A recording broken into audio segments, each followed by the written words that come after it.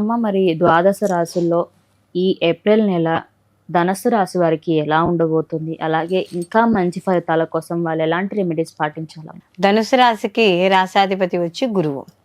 గురువు పంచమ స్థానంలో సంచారం చేయడం బాగుంది. అయితే ధనుసు రాశిలోకి మూల 1, 2, 3, 4 పాదాలు, అలాగే పూర్వాషాఢ 1, 2, 3, 4 పాదాలు, ఉత్తరాషాఢ 1వ పాదము ధనుసు రాశిలోకి వస్తాయి.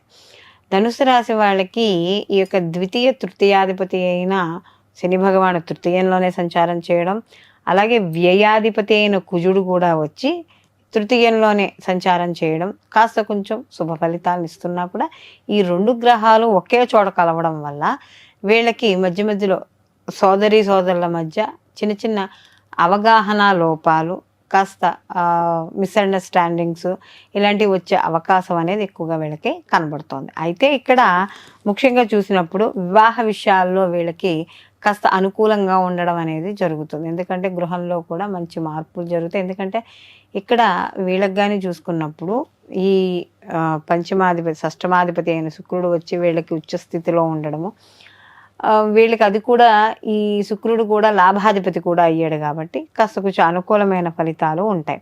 అలాగే ఇక్కడ వాహనాలు నడిపేటప్పుడు అప్పుడు కొంచెం జాగ్రత్త వహించుకుంటే, గృహానికి సంబంధించిన విషయాల్లో మాత్రం కాస్త జాగ్రత్త వహించుకుంటూ ఉండాలి వీళ్ళు. గృహాలు కొనుగోలు, అమ్మకాలు, వాటి కట్టడాలు, రిజిస్ట్రేషన్లు ఇలాంటి విషయాల్లో కాస్త జాగ్రత్త అనేది వహించాలి.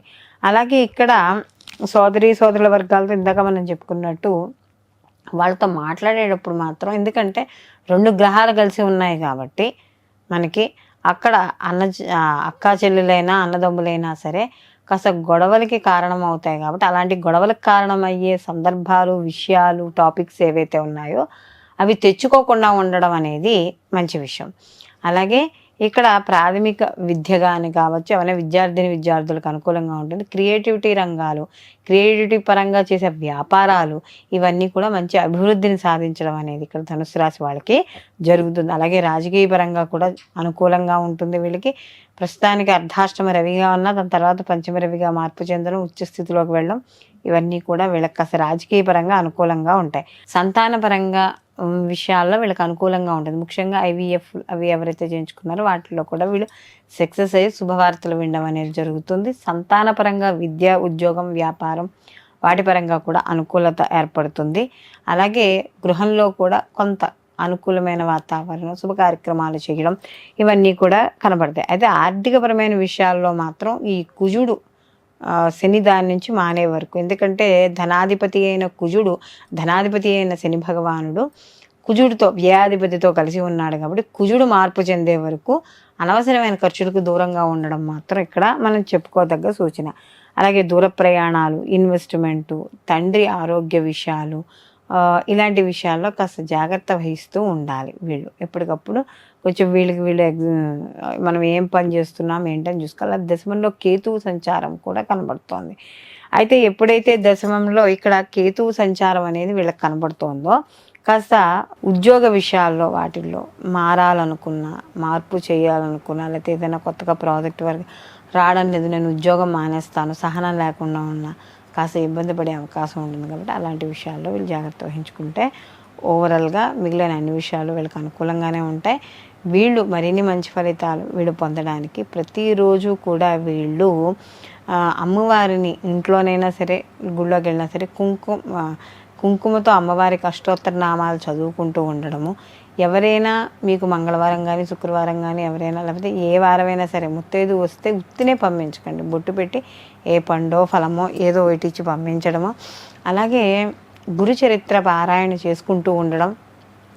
ముఖ్యమైన పనుల మీద బయటికి వెళ్ళేటప్పుడు మాత్రం ఇక్కడ లక్ష్మీ గణపతికి లేదా గణపతి గుడి ఉన్నా సరే ఆ దండం పెట్టుకుని వెళ్ళడం ద్వారా మీకు మరిన్ని మంచి ఫలితాలు పొందడం అనేది జరుగుతుంది. మిథున రాశికి రాశాధిపతి వచ్చి బుధుడు. మిథున రాశిలోకి మృగశిర 3, 4 పాదాలు, అలాగే మనకి ఆరుద్ర 1, 2, 3, 4 పాదాలు, పునర్వసు 1, 2, 3 పాదాలు మనకు వచ్చేసి ఈ యొక్క మిథున రాశిలోకి వస్తాయి. అయితే మిథున రాశికి వ్యయ స్థానంలోని ఈ బుధుడు వక్రీకరించడం గురువుతో కలిసి, అలాగే దశమంలో రాహు శుక్రుల యొక్క సంచారము, దశమం నుంచి రవి కూడా లాభస్థానంలోకి ఈ మాసంలో మార్పు చెందడము, ఇవన్నీ కూడా కొంత శుభ పరిణామాన్ని కొంత జాగ్రత్తగా ఈ మాసంలో ఉండమని కూడా సూచించడం అనేది జరుగుతుంది ఈ మిథున రాశి వాళ్ళకి. అయితే మిథున రాశి వాళ్ళకి కానీ చూసుకుంటే ఉద్యోగ విషయాల్లో వాటిల్లో మాత్రం, ఎందుకంటే దశమ స్థానంలో శుక్రుడు ఉన్నాడు కాబట్టి ఏవైతే ఈ ఫ్యాన్సీ స్టోర్స్ లేకపోతే ఈ అలంకార వస్తువులు, ఈ బ్యూటీ పార్లర్లు వీళ్ళందరికీ కొంత వీళ్ళకి ఉచ్చ స్థితిలో ఉన్నంతసేపు వీళ్ళకి అనుకూలంగానే ఉండడం అనేది వీళ్ళకి జరుగుతుంది. అయితే ఇక్కడ ఎందుకంటే వ్యయాధిపతి కూడా అయ్యాడు, ఆయనే వ్యయాధిపతి అయ్యాడు, పంచమాధిపతి కూడా అయ్యాడు. బుధుడు రాష్ట్రాధిపతి అయిన బుధుడు వక్రీకరించి వీళ్ళ లాభాన్ని స్థానాన్ని చూడడం అనేది జరుగుతోంది.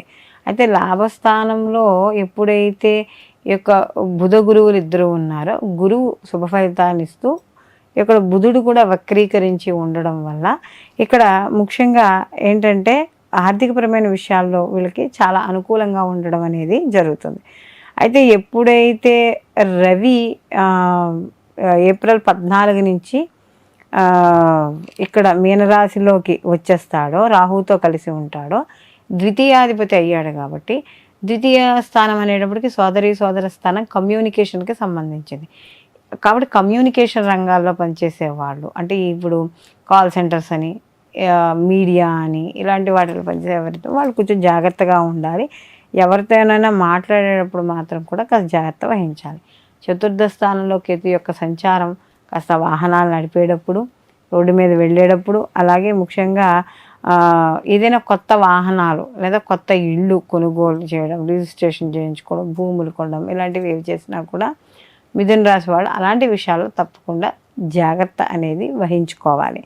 అలాగే ఇంకా వీళ్ళకి ఎవరైతే ఈ సంతాన విషయాల్లో వాటిల్లో ఉన్నారో ఆ సంతానపరమైన సంబంధించిన విషయాల్లో వీళ్ళకి అనుకూలంగా ఉంటుంది. అంటే వాళ్ళ విద్య, ఉద్యోగం, వ్యాపారం, సంతానానికి సంబంధించిన వివాహ జీవితాలు, ఇలాంటివి ఏవైనా సరే వీళ్ళకి సంతానానికి సంబంధించి శుభవార్తలు వినడం అనేది జరుగుతుంది.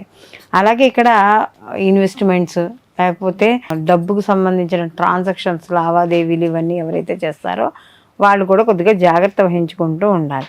అలా అయితే ఎప్పుడైతే రవి మార్పు చెందుతాడో దశమంలోకి, అప్పటి నుంచి రాజకీయ రంగాల్లో ఉన్న వాళ్ళకి కొంచెం అనుకూలంగా ఉండడం అనేది జరుగుతుంది. దాని విద్యార్థులకు కూడా కొంచెం శుక్రుడు కూడా వచ్చేలా ఉన్నాడు కాబట్టి మంచి ఉత్తీర్ణత సాధించడం, కాస్త శ్రద్ధ ఉండడం అనేది కూడా జరుగుతుంది. ఆరోగ్య విషయాల్లో కూడా కాస్త వీళ్ళకి అనుకూలంగా ఉంటుంది. అలాగే ముఖ్యంగా ఉద్యోగ విషయాల్లో వీళ్ళకి చాలా అనుకూలంగా ఉంటుంది. వీళ్ళకి ఈ లాంగ్ జర్నీస్ చేసేటప్పుడు అప్పుడు కొంచెం జాగ్రత్త వహించుకుంటూ ఉంటే, ఏదైనా వాహనాల మీద వెళ్ళేటప్పుడు మాత్రం తప్పనిసరిగా జాగ్రత్త అనేది తీసుకోవాలి.